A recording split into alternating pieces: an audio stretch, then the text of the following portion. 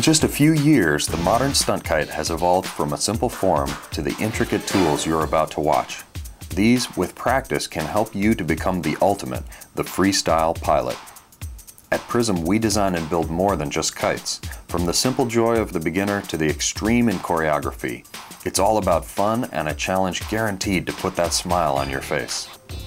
In the following film, we've put together a series of comprehensive learning tools, taking you through the steps, starting with the basics. With the stall as a foundation and advancing to the more intricate combinations, this film can be your learning tool.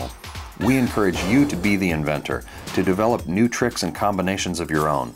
We'd like you to think of this as a beginning.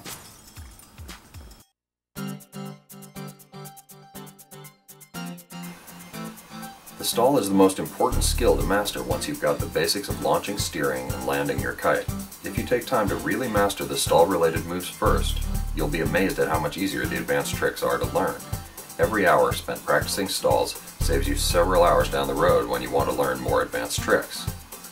Stalling your kite means disrupting the air over the wing enough that the kite hovers in one place rather than flying forwards. A stall can be controlled so it sinks downwards or slides horizontally sideways as well. You may not realize it, but a simple landing on both wingtips at the edge of the wind window is a basic stall. Learning to initiate and control a stall is the first key skill for trick flying because many tricks start or end in a stalled position. Also, getting comfortable with the kite not flying is the first step towards mastering all the other tricks where the kite is carefully balanced and floating on the wind. To hold a stall in balance, you must become aware of the fine differences in tension on your lines, a sensitivity you'll need for many advanced maneuvers later on. To land a kite on its wingtips in launch position, you first have to stall it. During that brief moment when the kite is sinking backwards, the kite is actually stalled. It's not flying forwards. Practice flying your kite out to the edge of the window, turning it upwards, then landing on both wingtips.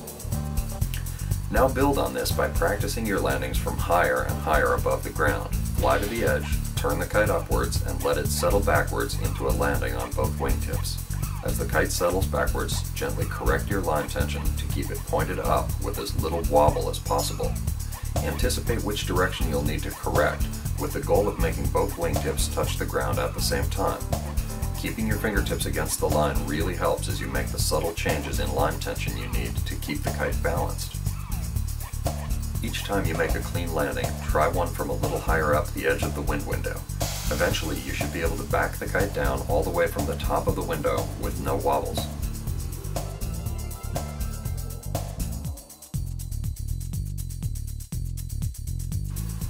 The side slide is a great example of a perfectly controlled stall. Many people don't bother practicing it because they're eager to move on to axles and more glamorous moves, but truly mastering the side slide will give you the sensitivity you need to learn everything else much more quickly. To do a side slide, use a downward turn at the edge to generate sideways momentum and slide the kite sideways in a stall, holding it perfectly horizontal at a constant altitude. Slide the kite all the way across the window without a bobble. Fly to the edge of the window and make a sharp downwards turn. Release the turn a little early so the kite stops at level and starts to slide in towards the middle of the wind window. As it slides, control the tension on the lines and the angle of the kite so it moves sideways at a constant altitude and without a wobble. Use fingertips on the line to feel subtle changes in tension. Move forwards and back with your feet to control altitude and be ready to move forwards if the kite starts to fly away. Do the slide just a few feet at a time at first, only as far as you can keep the wings level. Anticipate the release of the downwards turn so the kite comes out horizontal. Once you've mastered this, try changing direction while maintaining the stall. First float right, then stop, and float left. With practice and a little stamina, you can even hold a horizontal slide around a full 360 in the lightest winds. On a flat, calm day, start a side slide with a downwards turn and start running backwards to keep your altitude as you slide. When you get to the edge of the window, just keep running backwards while you guide the slide in the same direction in a full 360 around yourself. Start on super short lines. 20 feet is easiest. On a day when there's truly no wind, think about taking long, smooth steps as you move backwards. If you need to go backwards faster, try to take longer steps, not faster ones.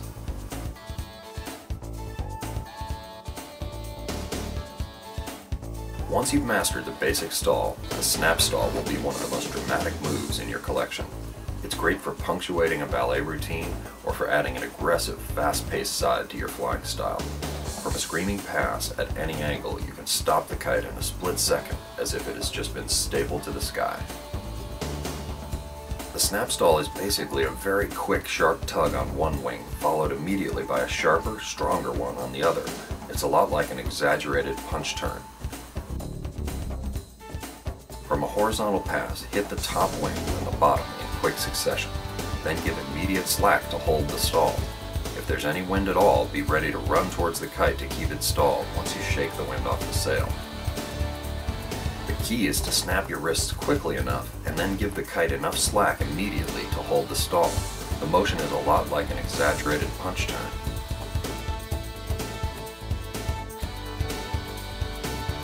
If you need to give slack in a hurry, your arms and wrists can move faster than your whole body. Keep your wrists and arms cocked before you snap so you can throw a few feet of slack at the kite instantly. Snap stalls are easiest to practice in light winds first because you don't have to run downwind to hold the stall.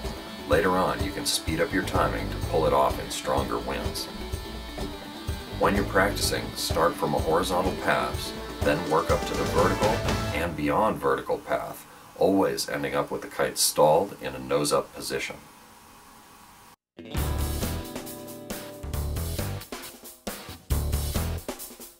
With the same motion as the snap stall, you can turn a snap stall into a tip stab landing that really grabs attention.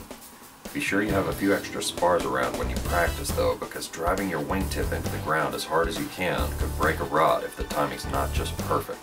Before you work on the tip stab, know how to hold the kite in a stall and slide it sideways. Master the snap stall so you can really stick the kite to the sky, even in strong winds. For a tip stab, use a snap stall motion to turn the kite into a tip stand orientation. Use the same snaps of the wrist you would for a snap stall. As you do this, let the upper wing back so that the kite slides dramatically downwards onto its wingtip. The key is to give lots of slack with the top hand after jamming on the bottom wing. You also need to use sharp enough wrist motion to kill all the lift in the sail. To practice, start from a horizontal pass and work up to a more and more vertical trajectory. Practice in the air and pretend the horizon is the ground level. This way you can work on your timing without hitting the ground. Stay ahead of the kite and watch the ground, not the kite, to improve your timing. Cock hands and wrists in close to the body for maximum release of line immediately after the stall. Note the ending body position.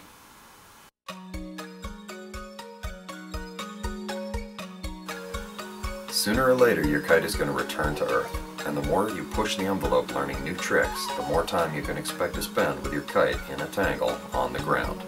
To avoid repeating the walk of shame, learn the basic ground recoveries before you dig into the more advanced tricks. Make yourself a set of 20-foot flying lines out of an old broken line set.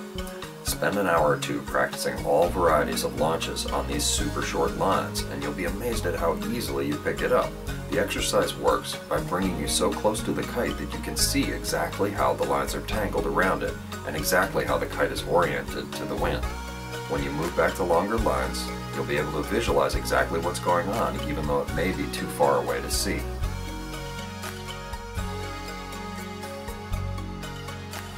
Anytime your kite is towards the middle of the wind window on its nose, the cartwheel is a pretty reliable way to recover, once you get the motions figured out. Just be a little careful not to overdo the yank on the lines, or to try to launch afterwards without noticing a snagged wingtip, as that can break a leading edge in a hurry. With the kite nose down and resting on one leading edge, tip the kite back about halfway. Now pull on the wing in the air and release the one on the ground to roll the kite across the other leading edge and into launch position. The kite won't be square to you after the cartwheel, so now give a few tugs on the back wing to pull it even and square it up for launch. How much you tip the kite back before you pull is key. If the spine is too vertical, then the kite won't roll over. If it's tipped too far back, then the wing will scoop air under it and you'll have a tangle. Practice by rolling the kite back and forwards on its nose from one wing to the other. Then use a slightly more aggressive pull and roll the kite all the way over. It's easiest to practice the cartwheel first on 20-foot lines. While you're at it, watch how your lines are snagged around the kite and learn how to untangle a tip wrap with a few tugs on the line. Always cartwheel in towards the middle of the window so that the wind helps to roll the kite over. If you end up just dragging the kite sideways towards you on its back, try giving less slack with the other hand as you pull.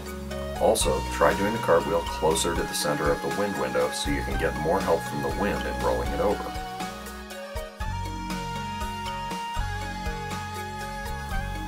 The leading edge launch is the best way to handle a crash near the edge of the window. To do it, roll the kite onto whichever leading edge gets the nose pointed away from the center of the wind window. Then gently pull on the upper wing until it's just about to fall towards you. Just before it falls, add tension to the lower wing and pull on both to get the kite sliding on its leading edge towards the side of the window. As it gains speed, move backwards and pull more on the upper wing to scoop air under the kite and steer it into the air. The key in this one is making sure you get the kite moving away from the center of the window, not towards it. It can be almost impossible to do a leading edge launch towards the center of the window. To get the kite started sliding, your goal is to have the upper wing falling towards you and the lower wingtip as far back as possible.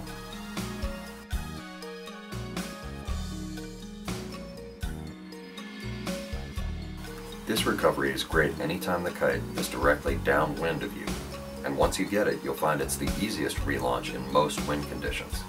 The only drawback is that if you get it wrong, you fall into the dreaded belly down, nose towards you position, and you might have to endure the walk of shame. Starting with the kite on its back with the nose towards you, pull one wing to rotate the kite on its back 180 degrees, then tug the other line to scoop air under the nose into launch position. Be ready to pull the opposite line as the nose comes around so that it doesn't fall down nose towards you.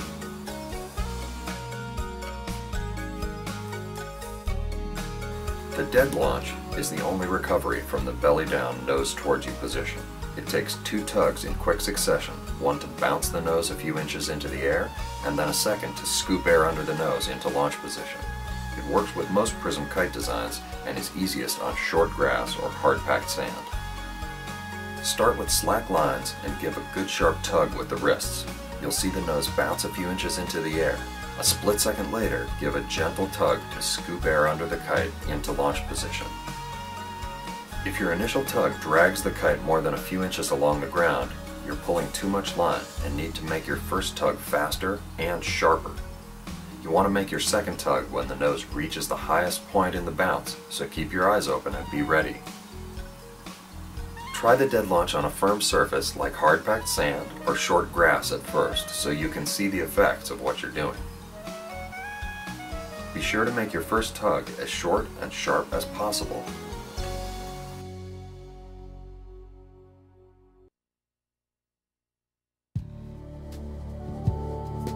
The pop-up launch is handy in light winds or indoors when the kite is resting on the ground with belly down and nose pointed away from you. With the kite on the ground, belly down and nose away from you, a short, sharp tug on both lines will cause the kite to pop up and backwards a few feet into the air. Take up the slack and then use a gentle pull on one line to pull the nose around 180 degrees and into flying position. The key is the very quick, sharp tug that only pulls an inch of line. Start with slack lines, use quick wrists, and the instant the lines come taut, your tug should be done. Just after the tug, be ready to take up slack with a quick move backwards as the kite backs up towards you.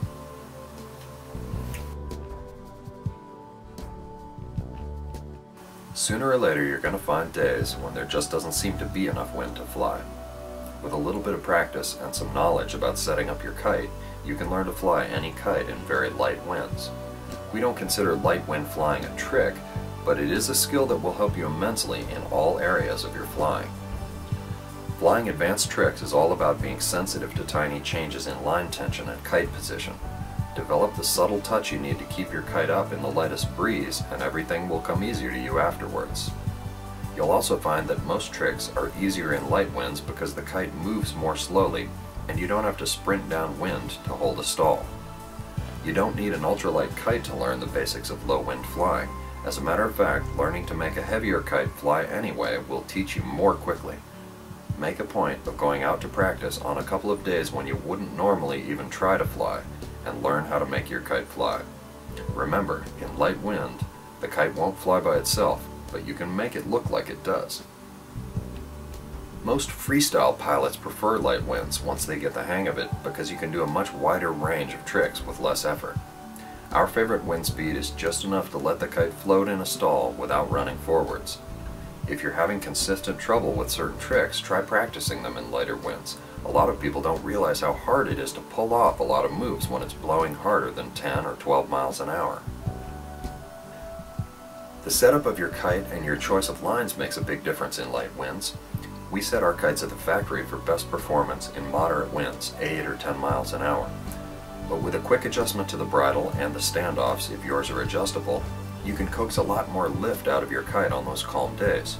Your choice of lines makes a big difference too. Use a lighter, shorter line set such as 50 feet of 50-pound spectra, and you'll be amazed at how much less work it takes to keep the kite in the air.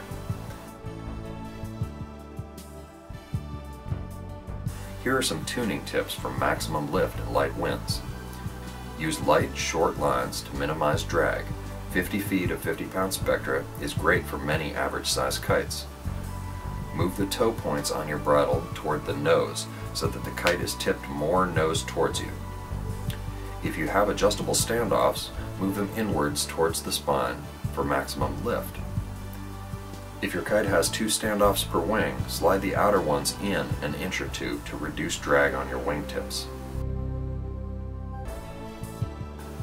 The downwind glide is your chance to move forward and make up lost ground before you run out of space on the field. Anytime you give the kite slack as it flies downward, the nose will flare out and the kite will start to glide away from you like an airplane coming into land. But be careful. If you give the kite too much slack, the nose will flare beyond horizontal and the kite will stall and fall out of the sky. The key is to keep just enough tension on the lines, and you can control this by how fast you move forward downwind. With the kite flying downward from the top of the window, start walking or running forward so that the nose flares up into an almost horizontal attitude and the kite glides downwind with minimal loss of altitude. The kite will look like a plane coming in for a landing as it glides away from you. Control the speed of descent by how fast you move forwards. The key to the glide is the speed at which you move forward. Too fast and the nose will flare too high and stall. Too slow and the kite will dive toward the ground before you make any progress downwind. Control the angle of the glide by how fast you move forward downwind. Keep both hands together and touching so you keep the kite flying in a nice straight line.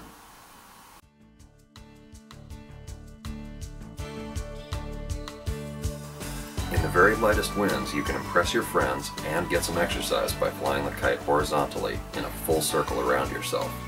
Fly the kite horizontally across the full wind window and then continue beyond the edge in a full circle around yourself by walking or running backwards. If your running speed is enough faster than the wind speed, you can keep the kite flying even while it's upwind of you. As you get to the upwind side of the window, be ready to run backwards faster to compensate for the wind. Keep your arms extended in front of you in case you need to pull on the lines quickly to hold altitude. Think of your arms as emergency reserve. Give them a pump if nothing else will keep you flying. If you have to pull in on your arms, run backwards faster right away to get those arms extended out in front again.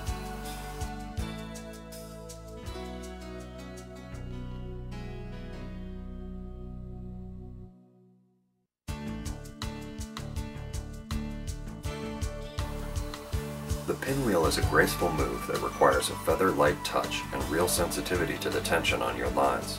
It's essentially a flat, slow-motion axle at the top of the window that keeps going around and around. Your lines will be mostly slack, but you may need to gently tend them as the kite rotates to keep the kite level and the lines clear of the wingtips. To do it, fly the kite to the top of the wind window, start a tight turn away from you, and let it continue around into a series of axle-like rotations with the kite as flat on its belly as possible. If the first turn is just right, the kite will find its groove, and you can let the lines go completely slack as the kite pirouettes all the way to the ground. More often, you'll need to ease the lines out each time the nose turns away to keep the rotation flat.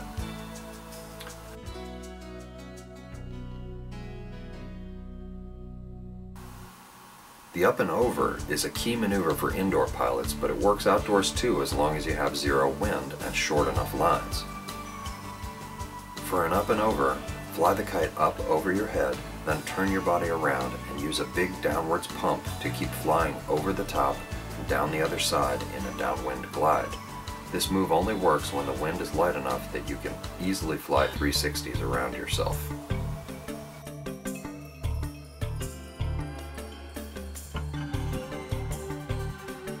The backflip is one of the first tricks we teach because it's easy to learn for anybody who can keep a kite in the air. Most modern kites can do it, but some older designs can be difficult or impossible to recover from a backflip. In very light winds it can be tricky because the kite needs some wind blowing past it to recover, but in normal winds it's an easy way to put your kite in a new and unusual position. To do a backflip, start at the top of the window with your arms fully outstretched, then give a big downward sweep of the hands toward your knees. Cock your wrists to give a quick downward snap before throwing your hands upward. Recover by first giving the kite some slack, then taking it up again as the kite comes into flying position. If the kite doesn't flip all the way over, throw your hands up faster, start with your hands lower, or use a sharper snap of the wrist before you throw upward. Once the kite is on its back, keep light tension on the lines. You may need to move forward or backward to keep the tension on the lines. See how level and controlled you can keep the kite on its back by tending the slack in one line or the other.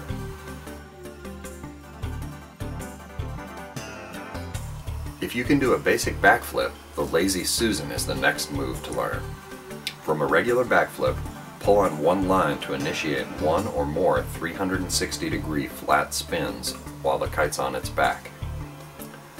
Before you pull to spin, make sure the nose is tipped all the way back in the backflip so that you can see the line draped against the back edge of the kite at the standoff. The farther back the nose sits in the backflip, the easier it is to get it to spin. If you're having trouble, try giving the kite more slack as you backflip. This will cause the nose to lay farther back and help your Lazy Susan. Also, make sure that your tug is a gentle pull followed by lots of slack rather than an aggressive yank.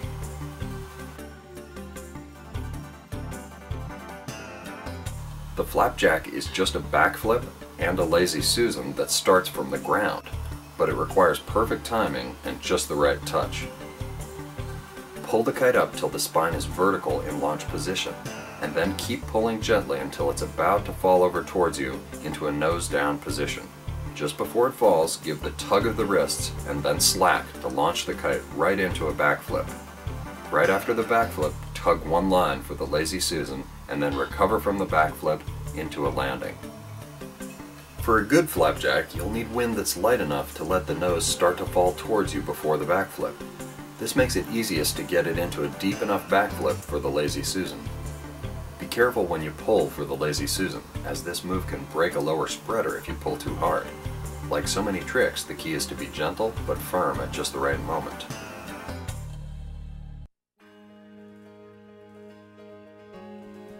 The yo-yo uses an exaggerated backflip with extra slack to roll the flying lines one or more times around the kite. If you get it just right, you can steer the kite around even with the lines rolled around it and then recover with a dramatic unrolling motion.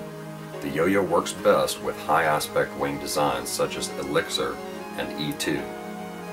For your first yo-yo, do an exaggerated backflip by giving the kite lots of extra slack at the top of the wind window. Let the nose keep going backwards all the way around into flying position again, now with the lines wrapped all the way around the kite. From here, you can steer the kite around normally until you recover by unrolling. You can even backflip into additional yo-yos, though keeping the lines from snagging on the kite can be quite a challenge. Once you've mastered the yo-yo, try using it as a lead-in for other tricks, such as the fade and the backspin.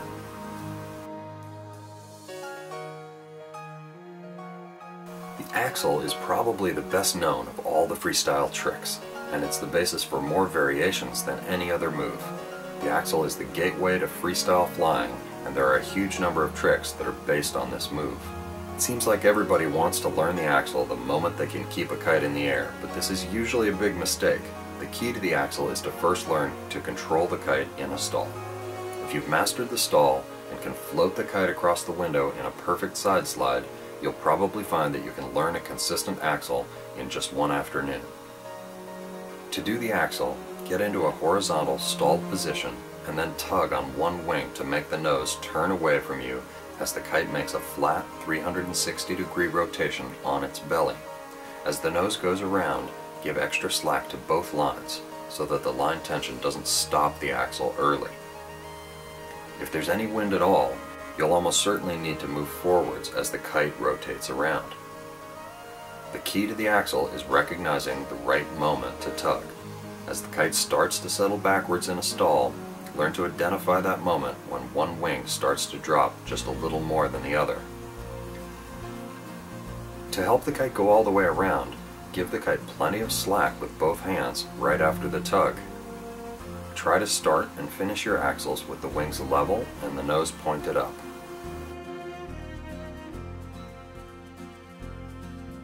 For a spin axle, spin the kite tightly and give a tug on one wing as it swings up through the 9 o'clock position.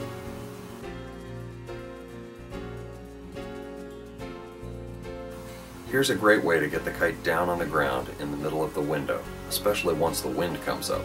The axle landing is an axle from a stall that ends up in a landing on both wingtips.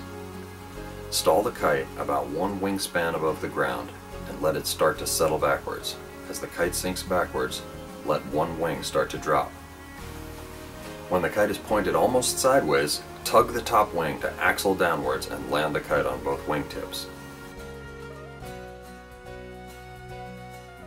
The double axle is easiest in moderate wind at the edge of the wind window, and some kites do it more easily than others because of their wing shape. In the Prism line, the Elixir, E2, Alien, and Fanatic are best for double axles. The double axle is a basic axle that goes around twice on its own momentum before recovery into flying position. This is one of the few tricks that can be easier in moderate to strong winds.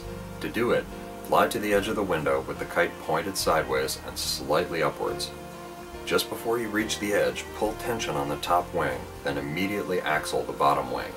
Now give lots of slack to let the kite rotate and clear the lines with its wingtips. Key to the double axle is the exact position of the low wing before you pull. Experiment with slight variations until you find the right position for your kite.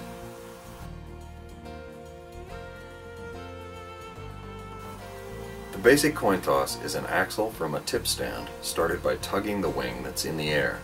The kite should hop into the air as it axles and then land in a tip stand on the opposite wing. Start in a tip stand with the leading edge just about vertical.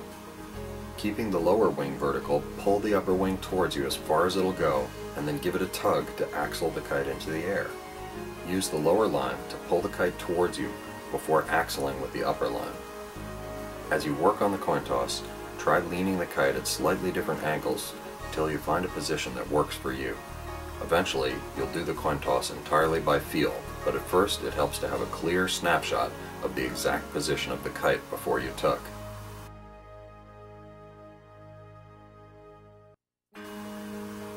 The reverse coin toss is a more difficult version of the axle from a tip stand. Rather than pulling on the wing that's in the air, you axle the wingtip that's on the ground to make a flatter rotation through the axle. Start the reverse coin toss in a low tip stand with the upper wing not far off the ground. The lower the wing is for your starting position, the easier it will be as you learn. Now pull tension on the wing in the air immediately before axling the wing on the ground. Give the kite lots of slack and let it rotate all the way around until it lands back on the same wingtip.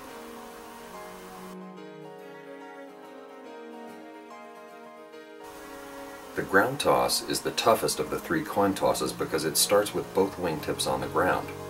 Like the reverse coin, the key to this one is a quick pre-tug on the opposite wing to pop the kite just an inch or two off the ground in the split second before you axle it. This first tug should happen so quickly that nobody even sees it happen. Try to land back on both wingtips after the axle is complete. probably already done a half axle or something close to it while learning the basic axle. It's really just an axle that isn't allowed to rotate all the way around. For a normal axle with a nice full rotation, you've learned to give the kite lots of slack as it goes around. For a half axle, you basically just axle without giving enough slack. That will pull the kite out of the axle before it's pointed upwards again. Use it for a dramatic change of direction in a horizontal pass, or alternate in opposite directions for a cascade. To learn the half axle, start with a pass toward the edge of the window. As you approach the edge, but before you lose power in the sail, briefly pull tension on the lower wing before you sharply axle the top wing. Move back and take up slack as the kite reverses direction, then keep both lines even to accelerate out going the other way.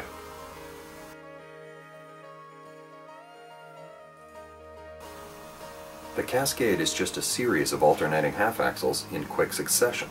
Each half axle is choked off by pulling the opposite line you used to initiate it. Depending on how quickly you choke off each half axle, you can make your cascade rise upwards, sink down, or stay in one place.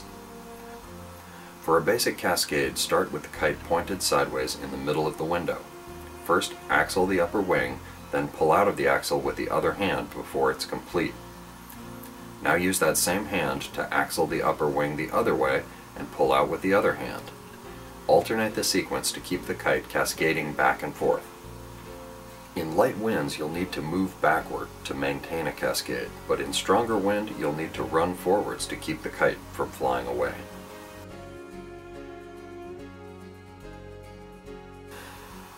To do a 540, start in a vertical dive and throw slack into the lines to let the nose flare away until the spine is horizontal.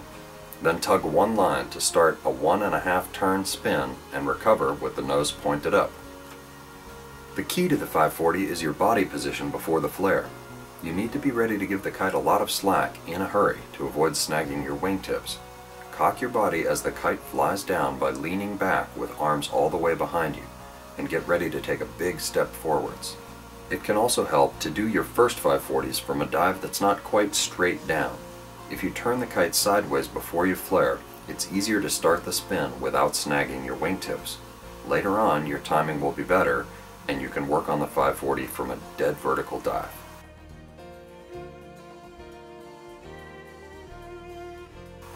Along with the stall, the axle, and the backflip, the fade is one of the most valuable freestyle moves to master because it's a key element in so many of the more advanced combinations. The best way to learn the fade is to practice maintaining a fade first. Start in moderate wind by having a friend put the kite in a fade position by hand. Learn to make the fade rise, fall, and slide sideways by gently pulling on one line or both. Notice that the nose is always oscillating between moving up and moving down. Look at how the kite reacts differently to line tension when the nose is on the upswing than when it's swinging downward. Now practice getting into a fade from the ground, with wind just light enough that the kite will sit belly down, nose away. Sweep both hands back till the nose swings under into a fade. Add a little tension as the nose is on the upswing to raise the kite off the ground. Hold the fade as long as possible. Now practice getting into the fade from a flare. Fly downward near the edge of the window and cock your body with your arms way back, ready to step forward. Throw slack at the kite to flare just till the spine is horizontal, then wait. Don't let the nose flare above the tail. Finally, try the fade from an axle. Do a smooth, flat, slow axle, and when the nose is pointed away with the spine about horizontal, pull both hands to swing under into a fade. Now that you can get into a fade, here's how to recover. The lateral roll. Practice swinging your wings back and forth while in a fade. Now let one wing back a bit while keeping the kite horizontal. Swing that wing forward while giving slack to the other, and the kite will flat spin about 180 degrees to a belly down, nose toward you position. Pull both lines to scoop air under the sail and return to flying position. The key to good looking flick flacks is to do them smoothly with as few jerks as possible. Like so many tricks, you'll be amazed how little arm motion it takes if you pull and release at just the right time. While flying downward, throw enough slack at the kite to flare the nose just beyond horizontal. then swing the nose back towards you into a fade, then swing back down into a flare, and repeat. Flick flags are easy when you're really good at the fade. If you can make the kite rise, sink, and slide sideways while in a fade, you'll have the sensitivity you need to flick flack with ease.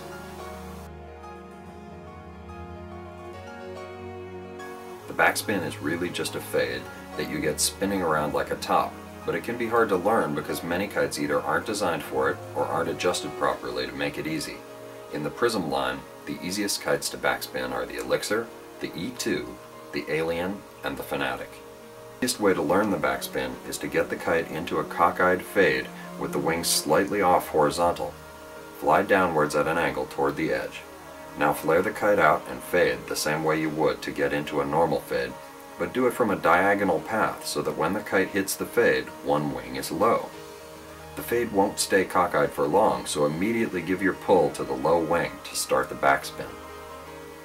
If the kite goes all the way around once, you're all set to continue. Just keep tugging the same wing just before it comes around each time.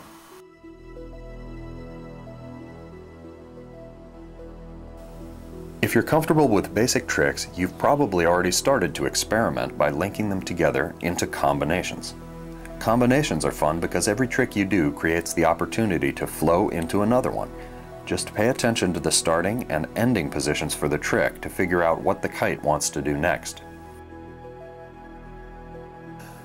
A good example is the fruit roll-up, which is basically just a yo-yo, which you unroll directly into a fade. The key to this one is to make sure that at least one of your lines catches in front of the upper spreader fitting as the kite goes into the yo-yo. This is what lets you keep steering the kite even though it's wrapped up in the lines. If you can get both lines hooked on the fitting, try an extra yo-yo and unroll it into a multiple fruit roll-up or a backspin. Some people find it helpful to think of combinations as a string of transitions between just one of 5 different positions. The most common of these is flying position, where the kite is in its normal attitude at the end of your lines. The next position is the back flip, where the kite floats on its back with the nose away from you. The third position is the fade, where the kite floats on its back with the nose towards you. The fourth position is the pancake, with the kite on its belly and the nose away from you. And the fifth position is the front flip, with the kite on its belly with the nose toward you. Most tricks start from one of these positions and end in another, so learn which tricks are possible from each position and you'll be able to put together a continuous string of trick combinations. A good example is the full Monty, which is a spin axle into a front flip, into a back flip, into a lazy Susan, and back into flying position. Here it is again.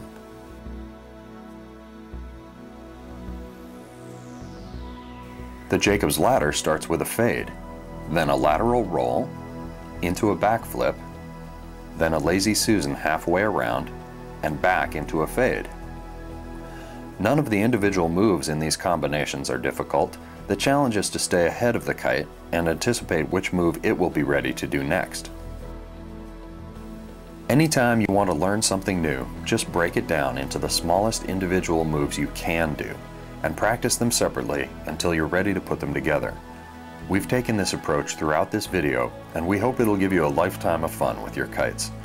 From all of us at Prism Designs, smooth winds and fair skies.